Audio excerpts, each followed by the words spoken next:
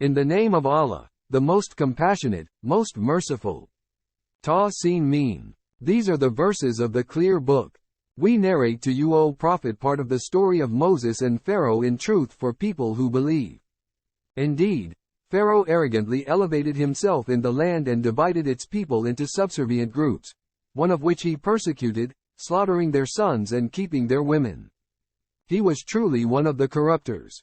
But it was our will to favor those who were oppressed in the land, making them models of faith as well as successors, and to establish them in the land, and through them show Pharaoh, Haman, and their soldiers the fulfillment of what they feared. We inspired the mother of Moses. Nurse him, but when you fear for him, put him then into the river, and do not fear or grieve. We will certainly return him to you, and make him one of the messengers. And it so happened that Pharaoh's people picked him up, only to become their enemy and source of grief. Surely Pharaoh, Haman, and their soldiers were sinful. Pharaoh's wife said to him, "This baby is a source of joy for me and you. Do not kill him. Perhaps he may be useful to us, or we may adopt him as a son." They were unaware of what was to come, and the heart of Moses's mother ached so much that she almost gave away his identity, had we not reassured her heart in order for her to have faith in Allah's promise. And she said to his sister, "Keep track of him." So she watched him from a distance, while they were unaware. And we had caused him to refuse all wet nurses at first, so his sister suggested, "Shall I direct you to a family who will bring him up for you and take good care of him?" This is how we returned him to his mother, so that her heart would be put at ease, and not grieve, and that she would know that Allah's promise is always true. But most people do not know. And when he reached full strength and maturity, we gave him wisdom and knowledge. This is how we reward the good doers. One day he entered the city unnoticed by its people. There he found two men fighting, one of his own people, and the other of his enemies. The man from his people called to him for help against his foe. So Moses punched him, causing his death. Moses cried, "This is from Satan's handiwork. He is certainly a sworn, misleading enemy." He pleaded, "My Lord, I have definitely wronged my soul, so forgive me." So he forgave him, for he is indeed the all-forgiving, most merciful. Moses pledged, "My Lord, for all your favors upon me, I will never side with the wicked." And so Moses became fearful, watching out in the city, when suddenly the one who sought his help the day before cried out to him again for help. Moses rebuked him, "Indeed, you are clearly a troublemaker." Then when Moses was about to lay his hands on their foe, the enemy said, "O Moses, do you intend to kill me as you killed a man yesterday? You only want to be a tyrant in the land. You do not intend to make peace." And there came a man, rushing from the farthest end of the city. He said, "O Moses, the chiefs are actually conspiring against you to put you to death, so leave the city. I really advise you to do so." So Moses left the city in a state of fear and caution, praying, "My Lord, deliver me from the wrongdoing people." And as he made his way towards Midian, he said, "I trust my Lord will guide me to the right way." When he arrived at the well of Midian, he found a group of people watering their herds. Apart from them, he noticed two women holding back their herd. He asked them, "What is the problem?" They replied, "We cannot water our animals until the other shepherds are done, for our father is a very old man." So he watered their herd for them, then withdrew to the shade and prayed, "My Lord, I am truly in desperate need of whatever provision you may have in store for me." Then one of the two women came to him, walking bashfully. She said, "My father is inviting you so he may reward you for watering our animals for us." When Moses came to him and told him his whole story, the old man said, "Have no fear. You are now safe from the wrongdoing people." One of the two daughters suggested, "Oh my dear father, hire him. The best man for employment is definitely the strong and trustworthy one." The old man proposed, "I wish to marry one of these two daughters of mine to you, provided that you stay in my service for 8 years. If you complete 10, it will be off favor from you, but I do not wish to make it difficult for you." Allah willing, you will find me an agreeable man. Moses responded, then it is settled between you and I. Whichever term I fulfill, there will be no further obligation on me. And Allah is a witness to what we say. When Moses had completed the term and was traveling with his family, he spotted a fire on the side of Mount Tor. He said to his family, stay here, for I have spotted a fire. Perhaps from there I can bring you some directions, one or a torch from the fire, so you may warm yourselves. But when he came to it, he was called from the bush in the sacred ground to the right side of the valley. O Moses! It is truly I am Allah, the Lord of all worlds. Now, throw down your staff. But when he saw it slithering like a snake, he ran away without looking back. Allah reassured him. O Moses! Draw near, and have no fear. You are perfectly secure. Now put your hand through the opening off your collar. It will come out shining white, unblemished. And cross your arms tightly to calm your fears. These are 2 proofs from your Lord to Pharaoh and his chiefs. They have truly been a rebellious people. Moses appealed, my Lord, I have indeed killed a man from them, so I fear they may kill me. And my brother Aaron is more eloquent than I, so send him with me as a helper to support what I say, for I truly fear they may reject me. Allah responded, we will assist you with your brother and grant you both authority, so they cannot harm you. With our signs, you and those who follow you will certainly prevail. But when Moses came to them with our clear signs, they said arrogantly, this is nothing but conjured magic tricks. We have never heard of this in the history of our forefathers. Moses responded, my Lord knows best who has come with true guidance from him and will fare best in the end. Indeed, the wrongdoers will never succeed. Pharaoh declared, O chiefs! I know of no other God for you but myself. So bake bricks out of clay for me, O Haman, and build a high tower so I may look at the God of Moses, although I am sure he is a liar. And so he and his soldiers behaved arrogantly in the land with no right, thinking they would never be returned to us.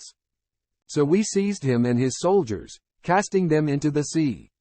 See then what was the end of the wrongdoers.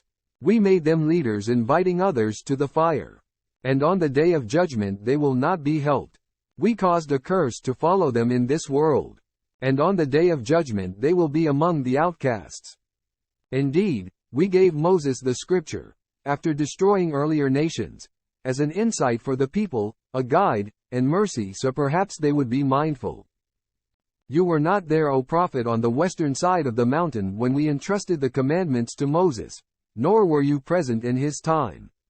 But we later raised several generations, and the ages took their toll on them. Nor were you living among the people of Midian, rehearsing our revelations with them.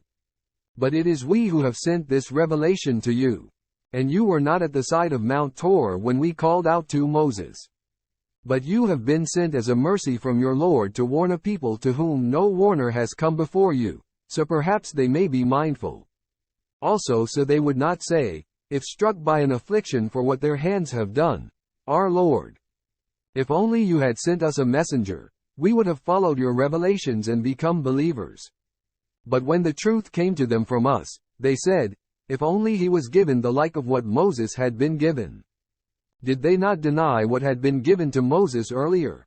They claimed, both scriptures are works of magic, supporting each other, adding, we truly deny both. Say, O Prophet, bring then a scripture from Allah which is a better guide than these 2, so I may follow it, if your claim is true. So if they fail to respond to you, then know that they only follow their desires. And who could be more astray than those who follow their desires with no guidance from Allah? Surely Allah does not guide the wrongdoing people. Indeed, we have steadily delivered the word of Allah to the people so they may be mindful. As for those faithful to whom we had given the scripture before this Quran, they do believe in it. When it is recited to them, they declare, we believe in it. This is definitely the truth from our Lord. We had already submitted even before this. These believers will be given a double reward for their perseverance, responding to evil with good, and for donating from what we have provided for them. When they hear slanderous talk, They turn away from it, saying, "We are accountable for our deeds and you for yours. Peace is our only response to you. We want nothing to do with those who act ignorantly. You surely cannot guide whoever you like, O Prophet, but it is Allah who guides whoever He wills, and He knows best who are fit to be guided." They say to the Prophet, "If we were to follow true guidance with you, we would certainly be snatched away from our land. Have we not established for them a safe haven in Mecca to which fruits of all kinds are brought as a provision from us?" But most of them do not know this favor. Imagine how many societies we have destroyed that had been spoiled by their comfortable living. Those are their residences, never inhabited after them except passingly. And we alone were the successor. Your Lord would never destroy a society until He had sent to its capital a messenger, reciting our revelations to them. Nor would we ever destroy a society unless its people persisted in wrongdoing. Whatever pleasure you have been given is no more than a fleeting enjoyment and adornment of this worldly life. But what is with Allah is far better and more lasting. Will you not then understand? Can those to whom we have made a fine promise, which they will see fulfilled, be like those who we have allowed to enjoy the pleasures of this worldly life, but on the day of judgment will be brought for punishment? Watch for the day He will call to them, "Where are those you claimed were my associate gods?" Those misleaders against whom the decree of torment is justified will cry, "Our Lord." These followers are the ones we caused to deviate. We led them into deviance, for we ourselves were deviant. We disassociate ourselves from them before you. It was not us that they used to worship. It will be said to the disbelievers, "Call upon your associate gods for help." So they will call them, but will receive no response. And they will face the punishment, wishing they had been rightly guided. And watch for the day He will call to them, asking, "What response did you give to the messengers?" They will be too dumbstruck on that day to ask one another for answers. As for those who repent, believe, and do good in this world, it is right to hope that they will be among the successful. Your Lord creates and chooses whatever He wills. The choice is not theirs. Glorified and exalted is Allah above what they associate with Him. And your Lord knows what their hearts conceal and what they reveal. He is Allah. There is no God worthy of worship except Him. All praise belongs to Him in this life and the next. All authority is His, and to Him you will all be returned. Ask them, O Prophet, imagine if Allah were to make the night perpetual for you until the day of judgment. Which God other than Allah could bring you sunlight? Will you not then listen? Ask them also, imagine if Allah were to make the day perpetual for you until the day of judgment. Which God other than Allah could bring you night to rest in? Will you not then see? It is out of His mercy that He has made for you the day and night so that you may rest in the latter and seek His bounty in the former, and perhaps you will be grateful. And watch for the day He will call to them, "Where are those you claimed were my associate gods?" And we will bring forth a witness from every faith community and ask the polytheists, "Show us your proof." Then they will come to know that the truth is with Allah alone. And whatever gods they fabricated will fail them. Indeed, Korah was from the people of Moses, but he behaved arrogantly towards them. We had granted him such treasures that even their keys would burden a group of strong men. Some of his people advised him, "Do not be prideful. Surely Allah does not like the prideful. Rather, seek the reward of the hereafter by means of what Allah has granted you, without forgetting your share of this world. And be good to others as Allah has been good to you. Do not seek to spread corruption in the land, for Allah certainly does not like the corruptors."